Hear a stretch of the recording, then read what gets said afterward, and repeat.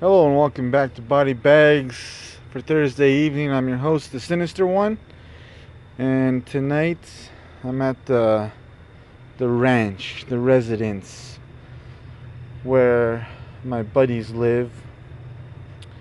We've watched plenty of B movies out here, and the moon is shining bright up in the sky. Been watching movies right now. Just got done watching the Neon Maniacs. Great cheesy. I mean, that movie's cheesy as hell, but I love it. I love the hell out of that movie. Anyways, it's 90s theme week. 1990s, baby. So this week, the Selective have picked a film from the decade of the 90s. So it's pretty interesting because 90s, I keep hearing things with close friends of mine, and the whole thing about the 90s is um, they miss the decade of the 90s. They actually want the 90s back. I keep hearing that. Bring back the 90s. And my personal opinion, please don't. Uh, but I I love the 90s horror genre, and I love the 90s cheesy movies, the action films, but you know, watching shows such as Full House, Fresh Prince of Bel-Air, Saved by the Bell, Family Matters, and you know, it's one of those things. Yeah, they're great. They were great growing up, but I don't need to go back to that, please. And especially the way the clothing line was. Um, if you look at the 90s outfits, you have the khakis with the shirts tucked in. I don't appreciate that kind of stuff anymore. Not talking shit, but that's just the way I feel about 90s. And you know, I do love that old technology. If I say anything, if I'm gonna bring back anything, please bring back the 80s. And someone told me, heavens no, don't you dare bring back the 80s. And I said, why not? Good music, good clothes. And they said, terrible music and terrible clothes. So it's just a matter of opinion, and that's all it's about. But growing up in the 90s, I loved the hell out of it. It was good times. Really, really good times. I mean, the 90s, oh, I miss those days. I was in middle school, you know, throughout the 90s. And, Tales from the Crypt, I used to watch that. It was HBO, but it finally got cable release. So, yeah, 1990s. So, without further ado, let's get back into what we're here for. We're here for a review, people. So, the review that I chose to do this week from the 90s is a film from 1993 titled To Sleep with a Vampire, starring Charlie Spradlin. Everyone should know who she is in the genre. She was a full moon model, gorgeous Puppet Master 2, and she tried her damnedest to become a lead actress, and she was in, TV shows here and there and all that, and then finally she retired from acting and became magazine publishers in LA. But she was in Puppet Master 2, and she was the lead actress, and to sleep with a vampire. So I the film basically takes place in LA at night in a strip club. She's stripping in front of a bunch of people, and the vampire walks in because he's looking for a victim because he needs to feed. And he's kind of like a humble vampire. He only likes to take people who are down on their luck and about to die.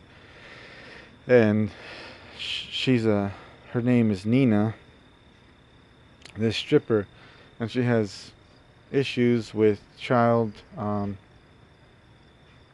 support stuff.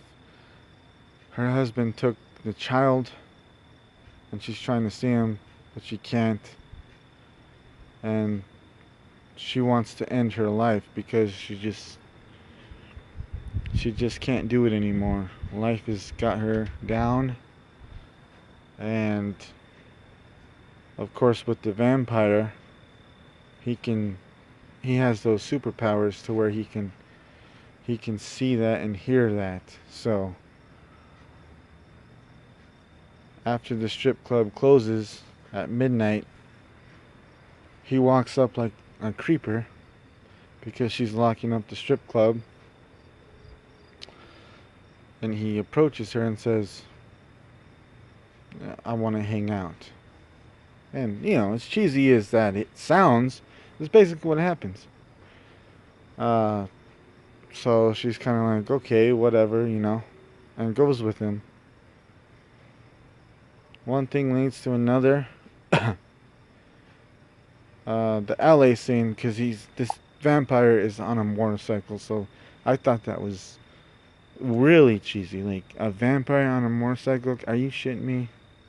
So I loved it. I loved every aspect of it. Not only was it a motorcycle, but it was a motorcycle that had mirrors. So you're a goddamn vampire.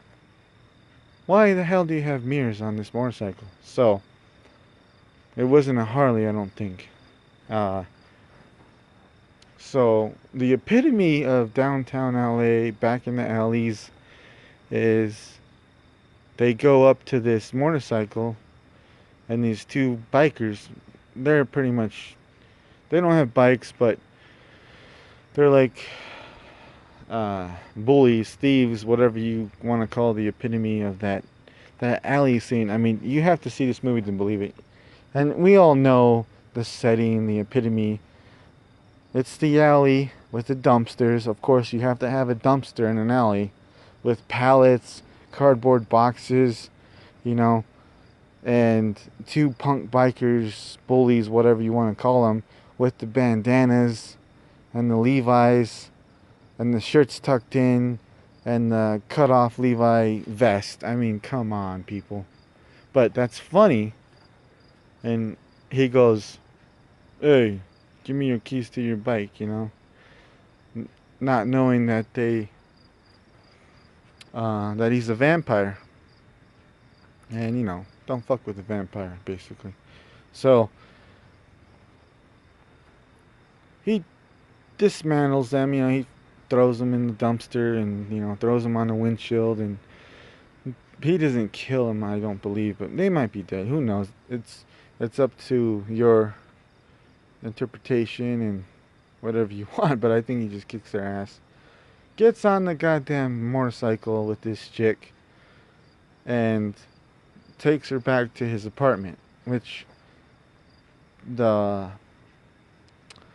most of the movie takes place in his apartment. There are other scenes and stuff like that, and he tells her, he finally confesses that he is a vampire, and at midnight, at 6 o'clock a.m., he's going to feast on her because she was suicidal and she didn't care about life, so he was going to take her life in order to save his.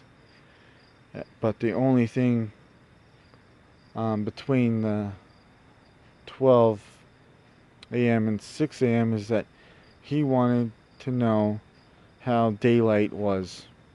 What does it feel like to be out in the day?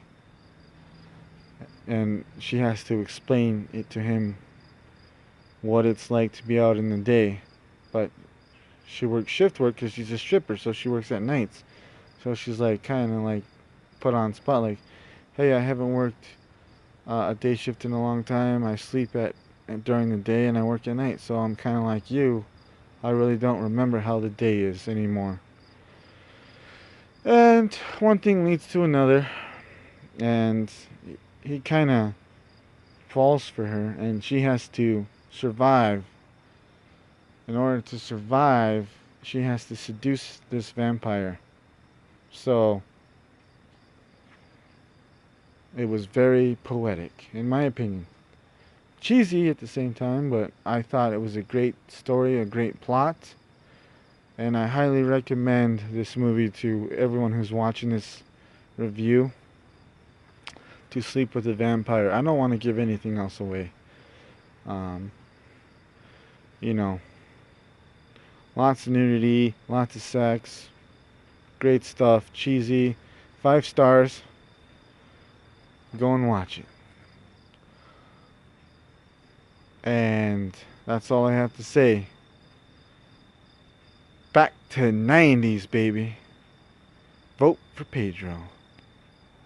See you next week.